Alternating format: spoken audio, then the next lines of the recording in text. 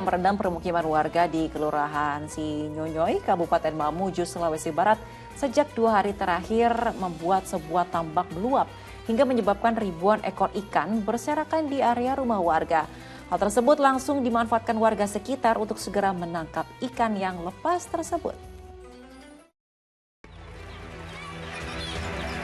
Banjir setinggi 50 cm yang merendam pemukiman warga di lingkungan Tampak Padang, Kabupaten Mamuju, Sulawesi Barat, mengakibatkan aktivitas warga lumpuh. Namun, di balik peristiwa banjir, ada hal unik yang terjadi. Sejumlah warga justru memanfaatkan situasi itu untuk berburu ribuan ekor ikan yang lepas dari tambaknya.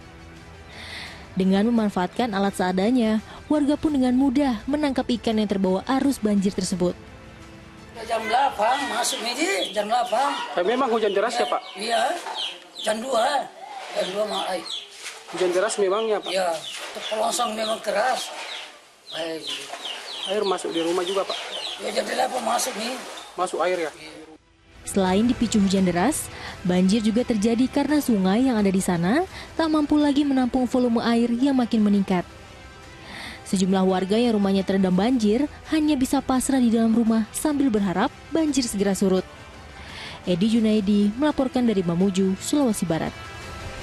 Jadi bisa dikatakan unik ya, bukan niat untuk mencuri tapi memanfaatkan banjir dan ikan dari tambak hanyut ini langsung menangkapnya begitu. Nah, ini Pak Ustadz, bagaimana hukumnya ketika masyarakat tadi itu mengambil ikan dari banjir ketika dikonsumsi begitu ya?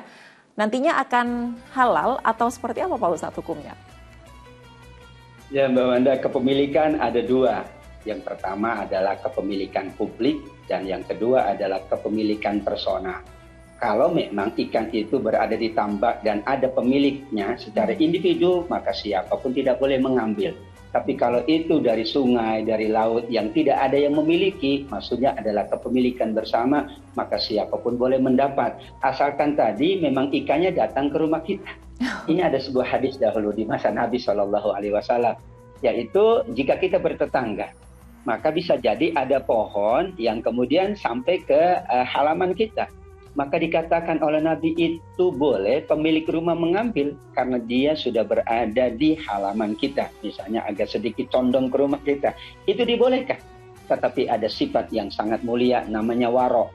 Meskipun ia punya hak ya untuk dia mengambil, tapi dia lebih baik menyerahkan kepada pihak yang berwenang atau menyerahkan kepada orang yang lebih membutuhkan. Kasus ini tentu sangat logis dengan keadaan di masa Nabi dan dibolehkan. Karena ini tidak ada yang memiliki ya dari sungai yang umum dan terjadi banjir sampai ke rumah kita, maka dibolehkan. Dengan syarat tentunya bahwa sungai itu memang milik bersama, tidak ada kepemilikan individu di situ dan tentu ada solusi yang lebih mulia lagi kalau bersikap waro. Oh ini saya juga meskipun ini memang kita punya hak mengambil, saya tidak mau mengambil. Kenapa? Saya lebih menjaga kewaraan saya. Sebagaimana Imam Syafi'i rahimahullah, ada buah yang jatuh di sungai. Kemudian beliau memakannya. Setelah itu beliau tahu bahwa ini bukan miliknya. Segera beliau melumpahkannya. Kemudian beliau bertanya, siapa yang punya pohon yang di sini adalah buahnya? Dicari dan bertemulah dan beliau minta diikhlaskan apa yang sudah beliau konsumsi.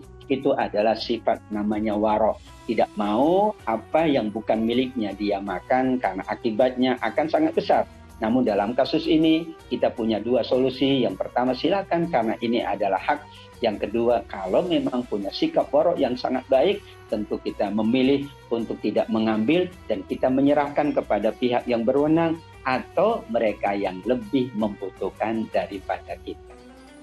Oke, artinya ketika misalnya ada sesuatu yang bukan milik kita, misalnya katakan uang begitu ya Pak Ustadz ya, kita menemukan uang, terus kalau misalnya kita ambil kan dosa nih kalau kita gunakan ketika kita akhirnya menemukan yang membutuhkan misalnya pengemis seperti itu kita berikan kepada dia, artinya itu masih dikategorikan boleh begitu Pak Ustadz atau seperti apa? Kalau barang temuan yang itu diduga ada yang punya. Karena kalau uang, ya itu diduga ada yang punya. Nggak ada uang itu tidak ada yang punya. Kecuali kita ngambil dari bank dan sebagainya. Itu kan pulik bersama. Kalau kita menemukan sesuatu, apakah uang, atau tas, atau baju di tengah jalan, maka syaratnya oleh para ulama kita umumkan selama 1 tahun.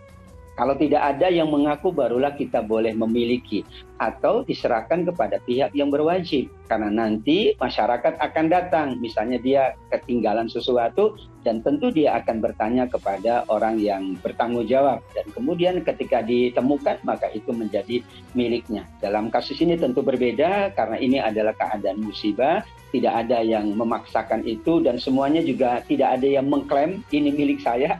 Namun suatu saat, apa yang kita ambil karena itu barang temuan luqatah dalam ilmu fikih, maka kita diwajibkan untuk mengumumkan selama 1 tahun. Sekarang di era media tentunya bisa kita sampaikan di media sosial kita, saya menemukan ini, siapa yang kemudian merasa kehilangan, silakan datang ke rumah.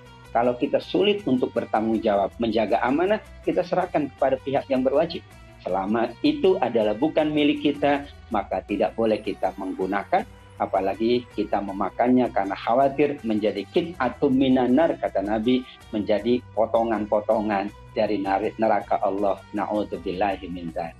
Nauzubillahi min dzalik. Artinya ketika sesuatu yang memang bukan milik kita, bahkan ada aturan-aturan tersendiri begitu ya. Jangan sampai kita akhirnya memutuskan sendiri untuk mengkonsumsi atau memberikan orang lain, karena memang ada aturan tersendiri ya, begitu ya Pak Ustadz ya. Baik, alhamdulillahirrahmanirrahim. Terima kasih banyak Ustadz At-Tablik atas waktu dan juga tausiah yang telah diberikan untuk seluruh pemirsa Ajwa TV. Semoga kita ketemu lagi dalam kondisi sehat walafiat. Wassalamualaikum warahmatullahi wabarakatuh. Waalaikumsalam warahmatullahi wabarakatuh. Terima kasih Mbak Wanda.